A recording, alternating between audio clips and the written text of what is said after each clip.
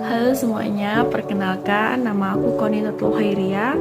Nomor NIM aku 22014050111. Saya dari Prodi Bahasa Indonesia dari kampus kerjasama SPKIP Al-Hikmah Surabaya dengan Pondok Pesantren Darussalam.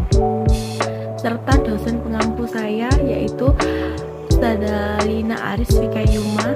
Saya akan meresensi buku yang berjudul Melelahkan Tapi Semua Demi Masa Depan, karya dari R.D. Asti. R.D. Asti ini sejak kecil memang sudah berbakat menulis. Setelah dewasa, dia mengembangkan karya tulisnya hingga menjadi blogger, content writer, sampai bisa menerbitkan 20 jenis buku. Dan salah satunya adalah Melelahkan Tapi Semua Demi Masa Depan, yang sangat menginspirasi ini. Berikut akan saya meresensi buku ini. Enggak sih di benak kalian pernah bertanya-tanya pada diri kalian sendiri, nantinya aku mau jadi apa ya? Yang jalani saat ini itu bener apa enggak sih? Terus pas kita lihat teman-teman kita yang udah sukses, udah punya pekerjaan yang mapan, terus kita berpikir kapan ya kita bisa seperti dia gitu. Nah, pertanyaan-pertanyaan yang terlintas di benak kalian seperti itu, kemungkinan besar pada saat itu kalian mengalami yang namanya quarter life crisis. Ini akan membahas tentang bagaimana seharusnya manusia berpikir dan bertindak ketika mengalami masa yang penuh ketidakpastian dan kebimbangan.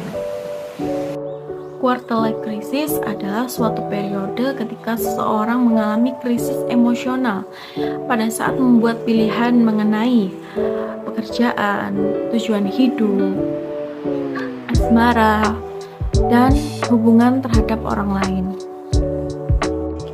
Salah satu masalah utama quarter life crisis adalah ketika mereka beranggapan bahwa mereka tidak bisa menemukan solusi untuk mengatasinya, karena mereka beranggapan bahwa di usia 20-30 tahun itu adalah masa-masa paling menyenangkan dalam hidup mereka, masa-masa paling bebas dalam kehidupan mereka dan bisa melakukan hal apapun. Ada orang yang berpendapat bahwa di umur 25 tahun seharusnya udah punya tabungan 100 juta, kendaraan pribadi, rumah, gaji minimal 8 juta, dan menikah serta memiliki anak. Tidak perlu menanggapi serius tentang kontroversi tersebut. Karena apa? Karena setiap pencapaian seseorang itu berbeda-beda. Ada yang bisa mendapatkan pencapaian kesuksesan tersebut sejak dini, dan ada yang bisa mendapatkan pencapaian kesuksesan tersebut entah kapan itu tiba. Quarter life crisis terjadi ketika kenyataan bahwa kehidupannya tidak sesuai dengan apa yang dia pikirkan. Ini adalah krisis identitas dan kepercayaan diri, bahwa kita dihadapkan bahwa sebenarnya kita mengenal diri kita, tapi di sisi lain itu juga kita seperti tidak mengenal diri kita.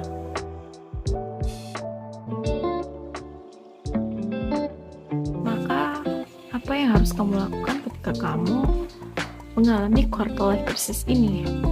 Yang pertama, kamu harus berhenti membandingkan diri kamu dengan orang lain, karena setiap orang memiliki passionnya masing-masing, dan kamu mempunyai cara kamu berkembang sendiri. Kamu tidak perlu memberi patokan pada orang lain bahwa kamu harus seperti dia, karena kita memiliki cara bertumbuh secara masing-masing. Nikmati dan syukuri apa yang telah kamu miliki saat ini, karena dari mensyukuri dari hal-hal yang kecil tersebut itu akan menjadi sesuatu yang besar di kemudian hari. Kedua, fokus pada kelebihan. Alih-alih menghitung seberapa banyak kelemahanmu, lebih baik hitunglah kelebihan yang ada pada diri kamu. Berbanggalah karena itulah yang kamu miliki. 3. Berdamai dengan ketidaksempurnaan. Secara intelektual kita tahu bahwa semua manusia yang ada di muka bumi ini tidak ada yang sempurna. Meskipun kita stres, meskipun kita putus asa, tidak tahu apa yang harus kita lakukan, dan kita merasa bahwa kita tidak berguna, tapi kita harus tetap optimis bahwa kita bisa menjadi lebih baik, kita bisa menjadi pribadi yang lebih baik lagi. 4. Fokus pada perjalananmu. Kita tidak perlu fokus terhadap suatu pencapaian orang lain, karena kita semua berada dalam suatu perjalanan yang mana dalam perjalanan itu kita mencari sesuatu. Dalam mencari sesuatu itu kita perlu belajar, dan tidak ada hubungannya peringkat orang lain dengan peringkat diri kita, karena yang terpenting adalah kita tahu kemana kita pergi dan kita tahu apa yang kita inginkan.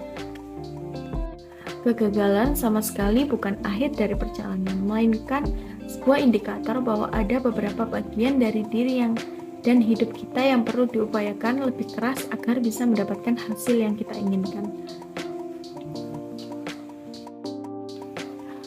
Dari apa yang saya pelajari dalam buku ini, menyampaikan bahwa mayoritas 20-30 tahunan orang mengalami kebingungan terhadap berbagai pilihan yang ada di hadapannya, seperti khawatir akan keputusan yang telah dipilih, atau insecure akan masa depan, dan ketidakpercayaan diri. Semua itu adalah hal-hal yang wajar dialami. Semua hal-hal yang seperti itu adalah suatu hal yang wajar terjadi. Justru membantu seseorang di masa depannya menjadi lebih baik lagi, dengan mendorong dirinya untuk menjadi pribadi yang lebih baik lagi dan tidak membuat dirinya lebih terpuruk. Terima kasih. Sekian dari saya. Semua hal-hal yang seperti itu